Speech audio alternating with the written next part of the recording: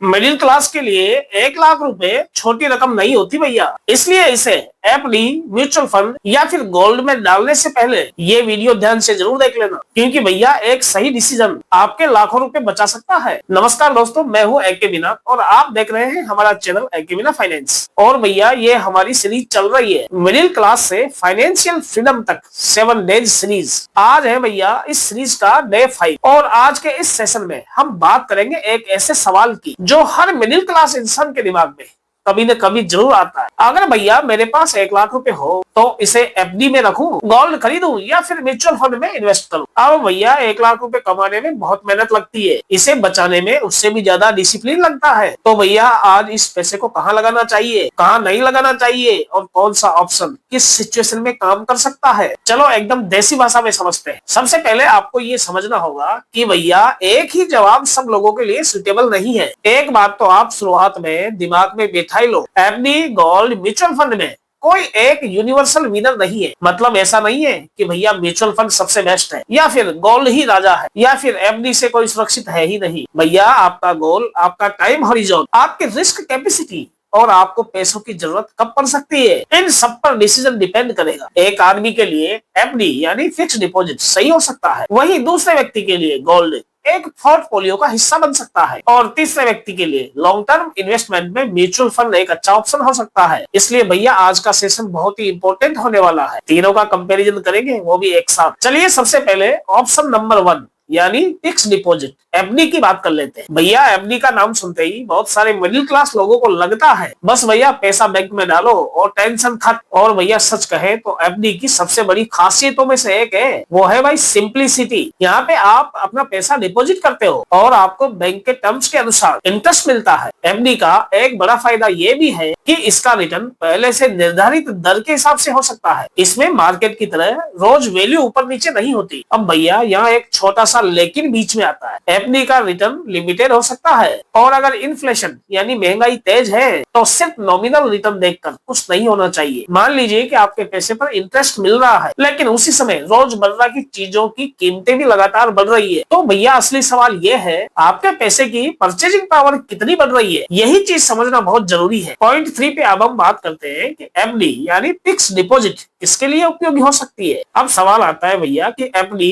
कब यूजफुल हो सकती है। अगर आपका फोकस कैपिटल प्रिजर्वेशन और प्रेडिक्टेबल रिटर्न पर है और भैया आपको मार्केट वोलेटिलिटी नहीं चाहिए तो एफडी यानी फिक्स डिपॉजिट एक ऑप्शन हो सकती है, खासकर उन पैसों के लिए जिनका पर्पस रिलेटिवली शॉर्ट या नॉन टाइम फ्रेम में हो सकता है। लेकिन एग्जैक्ट सुटेबिलिटी आपकी सिचुएशन पर डिपेंड करेगी। और भैया एक बार सारा पैसा एक ही जगह रखना जरूरी नहीं, आपकी फाइनेंशियल प्लानिंग में अलग अलग गोल्स के लिए अलग अलग बकेट्स हो सकते हैं, यही असली स्मार्ट प्लानिंग है। अब ऑप्शन नंबर 2 में गोल्ड की बात कर लेते हैं। भैया गोल्ड का नाम सुनते ही हमारे घर में लोग बोलते हैं सोना है भैया, सोना कभी बेकार नहीं जाता। और सच में गोल्ड को लोग लंबे समय से वेल्थ प्रिजर्वेशन और डाइवर्सिफिकेशन के लिए इस्तेमाल करते आ रहे हैं। लेकिन भैया गोल्ड को भी एक मैजिक इन्वेस्टमेंट मत समझ लेना, गोल्ड का प्राइस ऊपर भी जा सकता है और नीचे भी आ सकता है। और फिजिकल गोल्ड में प्योरिटी, मेकिंग चार्जेस, स्टोरेज और प्रैक्टिकल बातें भी होती है। तो भैया आपको ये नहीं सोचना चाहिए कि भैया अब तो हमारे पास गोल्ड है मतलब गारंटेड प्रॉफिट, ऐसा नहीं है। इन्वेस्टमेंट में गारंटी शब्द बहुत सोच समझ कर इस्तेमाल करना चाहिए। नेक्स्ट पॉइंट पे बात करते हैं कि भैया गोल्ड का असली काम क्या हो सकता है। देखो भाई गोल्ड को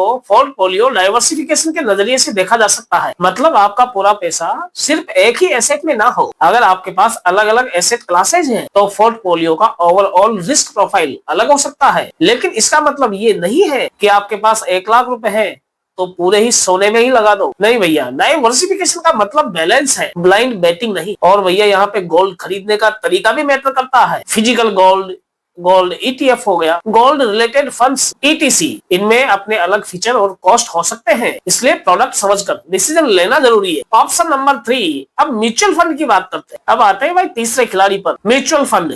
अब भैया यहाँ पे आपको थोड़ा ध्यान देना पड़ेगा। म्यूचुअल फंड में पैसा मार्केट लिंक्ड इन्वेस्टमेंट में लगाया जाता है और यहाँ पे रिटर्न गारंटेड नहीं होते, यानी अगर मार्केट ऊपर गया तो इन्वेस्टमेंट की वैल्यू बढ़ सकती है और भैया अगर मार्केट नीचे आया तो वैल्यू घट भी सकती है। इसलिए म्यूचुअल फंड को एफडी यानी फिक्स डिपॉजिट की तरह फिक्स्ड रिटर्न प्रोडक्ट समझने की गलती मत करना। लेकिन भैया लॉन्ग टर्म वेल्थ क्रिएशन के लिए कई इन्वेस्टर्स म्यूचुअल फंड का इस्तेमाल करते हैं और भैया एसआईपी के जरिए रेगुलर इन्वेस्टमेंट भी किया जा सकता है। अब बात करते हैं कि म्यूचुअल फंड में सबसे जरूरी क्या है। भैया म्यूचुअल फंड में सिर्फ ये मत देखना कि पिछले साल का रिटर्न कितना था, ये बहुत कॉमन गलती है, क्योंकि भैया लोग पिछले साल का रिटर्न देखकर खुश हो जाते हैं और इन्वेस्टमेंट कर देते हैं। अरे भाई पहले आपको देखना चाहिए फंड का ऑब्जेक्टिव क्या है, किस कैटेगरी में है, रिस्क कितना है, आपका गोल क्या है, आपका इन्वेस्टमेंट हॉरिजॉन क्या है और एक्सपेंस रेशियो जैसी कॉस्ट क्या है। मतलब भैया म्यूचुअल फंड कोई लॉटरी टिकट नहीं है, आज लगाया और कल पैसा डबल कर देगा, इसलिए ऐसा सपना लेकर मत जाना। इन्वेस्टमेंट में पेशेंस और डिसिप्लिन बहुत इंपॉर्टेंट है। अब बात करते हैं उस असली सवाल की जो आपके मन में आ रहा हो कि भैया अब हमारे पास 1 लाख रुपए पड़े हैं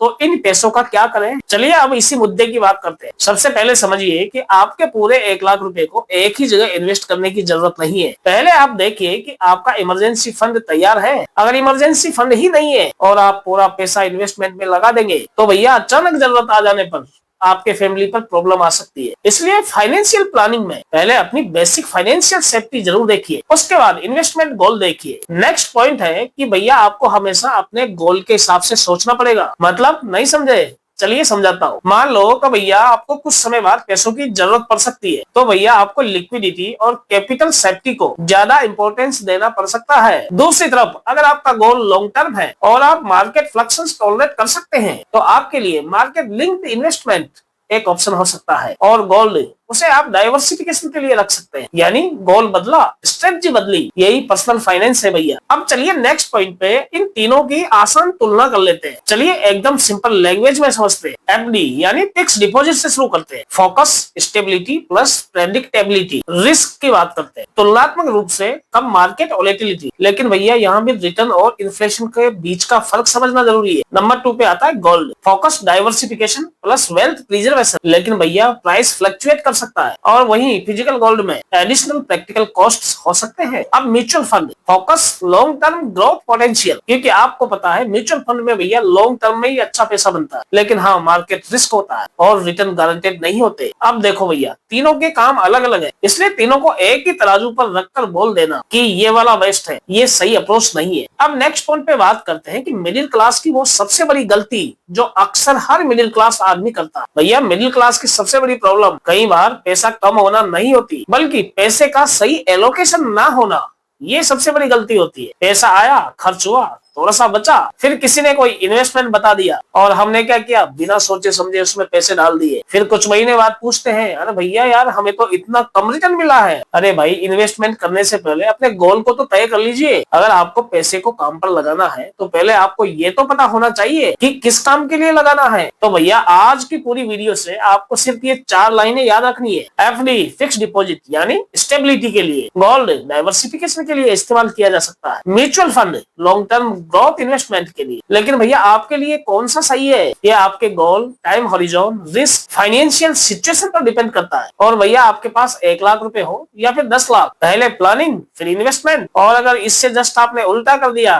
तो पैसा आपका और टेंशन भी आपकी। तो दोस्तों आज के डे 5 में हमने समझा 1 लाख रुपए अगर हमारे पास है तो उनको कैसे मैनेज करें, एफडी, गोल्ड या फिर म्यूचुअल फंड में। और सबसे बड़ी बात, किसी भी एक इन्वेस्टमेंट को ब्लाइंडली बेस्ट मत मानो, अपना गोल समझो, रिस्क समझो और भैया फिर डिसीजन लो। अगर आपको आज का वीडियो जेन्युइनली काम का लगा हो तो लाइक जरूर कर देना और अपने दोस्तों फैमिली मेंबर के साथ शेयर जरूर करना, जिनके पास पैसा तो है लेकिन वो नहीं समझ पा रहे हैं कि पैसे को किस तरीके से और कहाँ लगाना है। और हाँ भैया एक्विना फाइनेंस को अभी तक आपने सब्सक्राइब नहीं किया है तो प्लीज सब्सक्राइब करके बेल आइकन ऑल पे प्रेस जरूर कर देना। मैं मिलता हूँ आपसे एक और दमदार सेशन के साथ, तब तक thanks for watching this video.